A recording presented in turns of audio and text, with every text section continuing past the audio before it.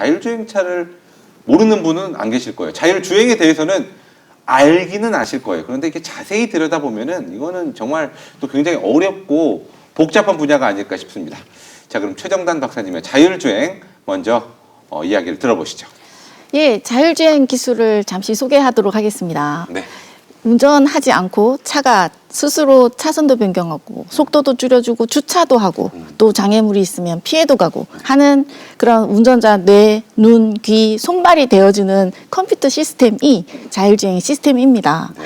이 자율주행 차는 그래도 저희가 앞으로 계속 레벨을 많이 얘기를 할 텐데요. 일정 그 차로 유지 또는 속도 조절을 해주는 레벨 2가 있고요. 고속도로 시속 한 80 이하에서 굉장히 손이 자유로운 레벨 3이 있습니다. 그리고 레벨 4는 제한된 공간에서 그냥 잠도 자도 되고요. 아무런 운전에 대한 신경을 쓰지 않아도 되는 단계이고, 레벨 5는 그야말로 완전 자율주행. 운전자가 없어도 내가 원하는 목적지까지 안전하게 이동을 할 수 있는 그런 시스템이 됩니다. 그러면 이런 자율주행 차를 가지고 미래 교통은 어떻게 변화할 건지를 생각을 해보면, 과거부터 인류들은 이런 생존을 위해서 이동을 하게 되어 있었습니다. 그래서 마차, 수레, 자동차까지 발전이 되었는데요. 실제 자동차가 현재는 너무 2명당 한 대를 보유할 정도로 굉장히 필수 수단일 뿐더러 굉장히 많은 자동차가 도로에서 볼 수 있습니다. 그러다 보니 자동적으로 교통사고까지 많이 발생이 되는데요. 교통사고 사망자가 전 세계적으로 연간 몇 명일까요? 1번. 네, 객관식입니다. 예, 예. 객관식이에요? 네, 전 세계적으로 연간 교통사고로 발생되는 사망자 수 1번 10만 명, 2번 50만 명, 3번 100만 명, 4번 120만 명.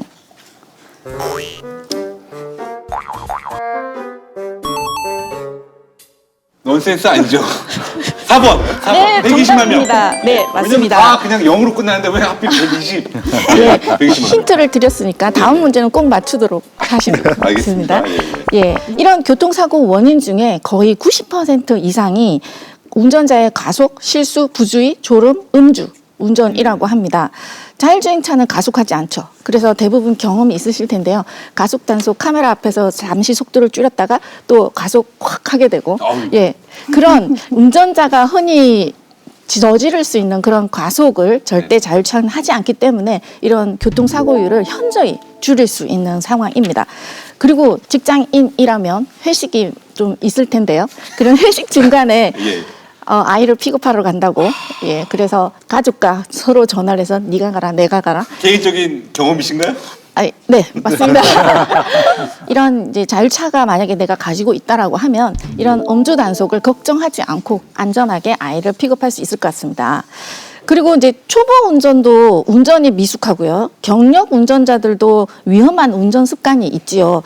약간 엑셀과 브레이크를 착각하거나 혼돈해서 일으킬 수 있는 그런 안타까운 과실 사고들이 있습니다.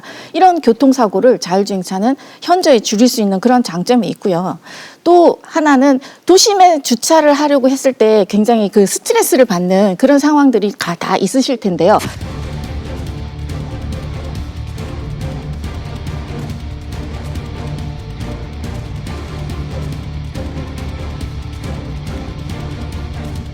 그 복잡한 도심에 주차를 굳이 할 필요 없이 나는 사무실에서 다 일을 보고 다시 호출을 해서 내 차가 오면 그때 타고 갈 수 있습니다. 그리고 내가 만약에 자율주행차를 산다고 하면 자동차를 소비하는 트렌드에 변화가 생길 것 같습니다. 제가 자동차를 구매를 하면 구매 비용 들지요. 보험료, 정비요금, 그리고 고정 비용 등 많은 유지비가 지출이 되는데요. 이용을 하는 거에 목적을 두는 그런 이른바 공유 경제로 변신할 수 있습니다. 나는 사무실에서 일을 하는 동안 보통 하루 6시간 이상 내 차는 주차장에서 그냥 있게 되는데, 이 주차장에 있는 차가 다른 이용자를 위해서 돈을 벌어다 줄 수도 있는 거죠. 그러면 이게 창조 경제인가?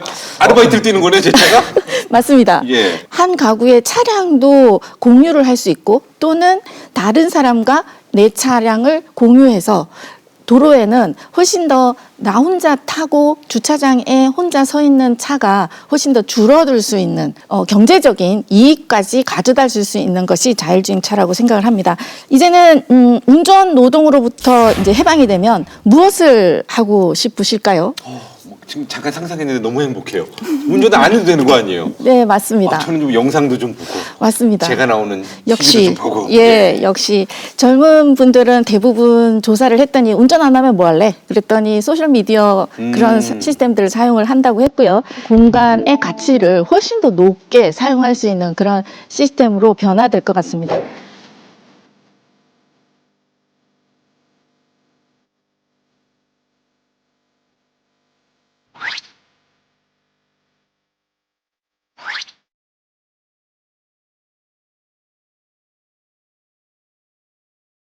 이런 준비를 위해서 저희는 이제 목표가 있는데요. 27년까지 이 제한된 공간에서는 운전자의 개입이 1도 없는 그런 완전 자율주행 4단계의 상용화를 목표로 하고 있습니다.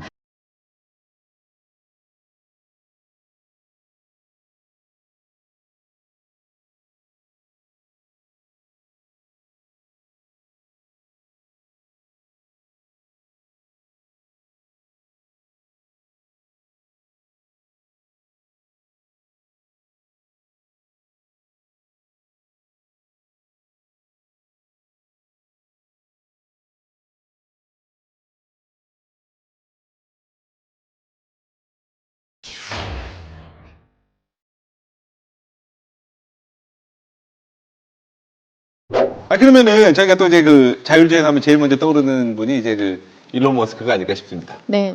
정말 영향력 말고 자율주행에 관련해서는 내가 일론 머스크보다는 많이 한다. 그럼요. 오. 일론 머스크도 많이 알죠. 근데? 그렇지만 예. 저도 나름대로 굉장히 저희 연구원분들과 엄청나게 많은 오랜 시간 동안 저희 연구자는 한 우물만 팠습니다. 네. 그렇죠. 그분은 뭐 다른 것도 하고 그 주식도 봐야 되고 해야 되지만 한 번만 보시는 거 아니에요? 맞습니다. 아니 일론 머스크 억울하면 나오세요. 예. 나와서 해명하세요. 나와서. 예. 얘기 잘 들었습니다. 너무나 잠시지만 행복함을 느꼈습니다. 그 와중에 우리 그 박기범 박사님께서는 굉장히 흐뭇하게 보시고. 네. 저는 같이 자율주행 하시는 분인 줄 알았어요. 예. 그럼요. 예. 혹시나 좀 추가하실 말씀이 있으신가요? 네, 지금까지 자율주행차로 대통령 표창까지 받으신 분의 일타 강의를 들었습니다. 귀에 쏙쏙 들어오는 자율주행차 강의였는데요. 예. 아마 시청자 여러분들도 많이 이해가 되셨으리라고 생각을 합니다. UAM에서 하늘을 나는 상상, 뭐 당연히 좋은 상상인데 이제 그것은 언제까지나 현실보다는 아직은 상상에 좀 가깝다. 그러나 자율주행차는 바로 우리 옆에 있는 기술이다라고 말씀을 드리고 싶습니다. 저도 지난주에 사실 연휴를 맞이해서 이제 운전을 좀 했는데 한 6시간을 했어요. 그 중에서 한 3분의 1은 뭐 레벨 한 3 정도에 될 것 같은데 그 자율주행으로 갔거든요. 정말 편했습니다. 이 자동차라는 게 이제 우리 국민 거의 2명당 한 대 정도의 아마 자동차가 있을 텐데 그 자동차들이 이제 자율로 가는 거. 그래서 이미 절반 정도는 우리 곁에 다가왔고 이제 그 남은 절반도 얼마 멀지 않았다 이렇게 말씀을 드릴 수가 싶습니다.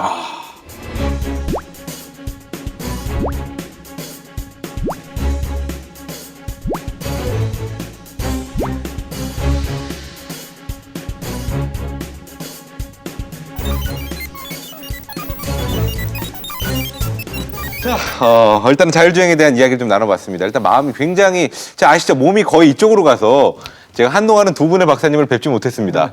제 마음을 한번 흔들어 주실지 한번 기대를 해보도록 하겠습니다.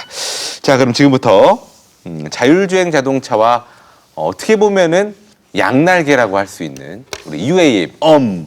자, 이거. 자, UAM. 자, 이거 어색하시죠? 예. 컴퓨터 그래픽으로 해줄 거예요. 예. 저희를 믿으세요. 예. 이렇게 해가지고 하는 우리 도심항공교통 UAM에 관련된 이런 설명 황청정 박사님과 함께 들어보도록 하겠습니다. 우리 인간에게는 날개가 없어서 인류의 오랜 꿈 중에 하나가 언제 어디서든 우리가 하늘을 날 수 있는 이런 그 꿈을 갖고 있습니다. 뭐 다른 식으로 표현하면 뭐 지상으로부터의 해방 뭐 이런 꿈으로 우리가 표현할 수 있는데요. 인간에게는 날개는 없지만 날개를 개발하는 머리가 있습니다. 그리고 그러한 그 인류의 오랜 꿈을 우리가 볼 때 뭐 화면에서 보시다시피 그리스 신화의 이카로스라든지 우리 뭐 무협지에 보면은 경공술 또 뭐 알라딘의 양탄자 네. 앞서 말씀하신 바와 같이 꽉 막힌 우리의 명절길 또 출퇴근길 뭐 이럴 때는 뭔가 버튼 하나만 누르면은 좀 하늘을 날아서 우리 날 수 없나 뭐 이런 어떤 그 욕망을 항상 갖게 되는데요. 여러분 바로 이런 게 기술 발전을 통해서 그 아주 우리 그 가까이에 와 있습니다. 그게 바로 UAM, Urban Air Mobility, 우리말로는 도시망공교통 또는 도시망공 모빌리티라고 불리는 UAM이 되겠습니다.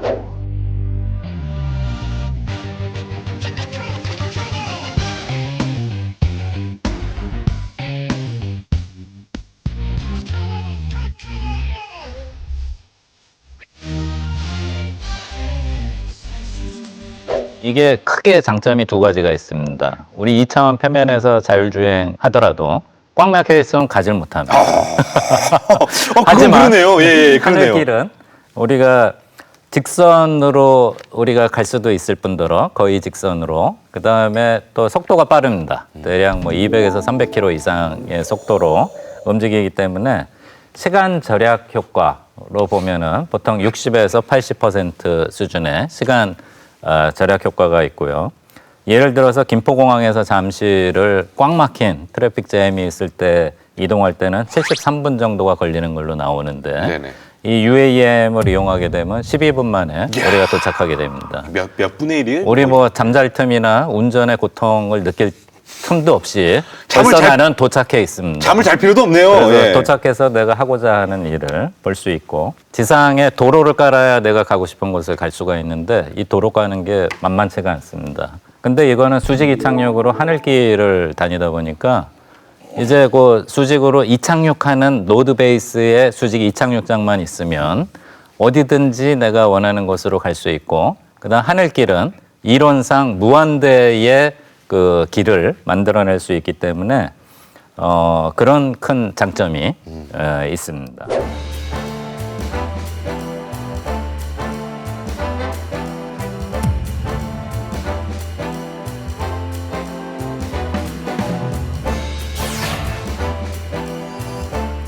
헬리포드가 그 컨베이어 벨트 시스템을 도입해 갖고 그 자동차의 그 비용을 대당 가격을 혁신적으로 낮춰서 그 중산층이 살만한 수준으로 떨궈뜨린 기술이 들어가서 가격을 낮추면서 와해적인 변화가 13년 만에 생겼는데 여러분 그 다음 변화는 뭐겠습니까?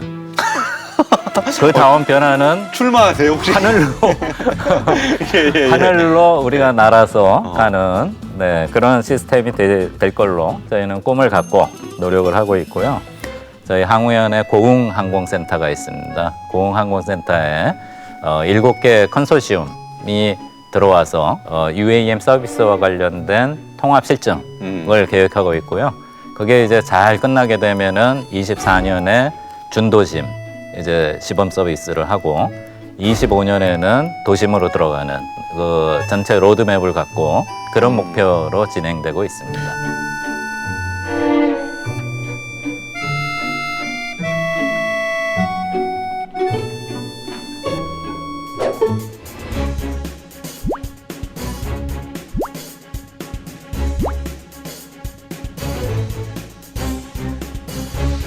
다들 들어서 감이 오셨을 거예요. UAM은 그야말로 게임 체인저다. 이렇게 말씀드릴 수 있을 것 같습니다. 우리 최첨단 박사님 연구하시는 자율주행 자동차는 훌륭한 기술의 진보라고 한다면은 UAM은 기술의 혁명이다. 이렇게 말씀드릴 수 있을 것 같아요. 박기범 박사님 연휴 동안 6시간 편안히 운전하셨지만 그거 제가 30분 안에 보내드리겠습니다. 와! 야! 네, UAM은 정말 우리 미래 설계소에서 집중적으로 한번 들여다봐야 할 우리의 핵심 미래 기술이 아닌가. 감히 이연사 이렇게 주장합니다. 죄송한데 이쪽 분들은 다 이렇게 공약을 내세우시고 자꾸 이렇게 표를 의식한 발언을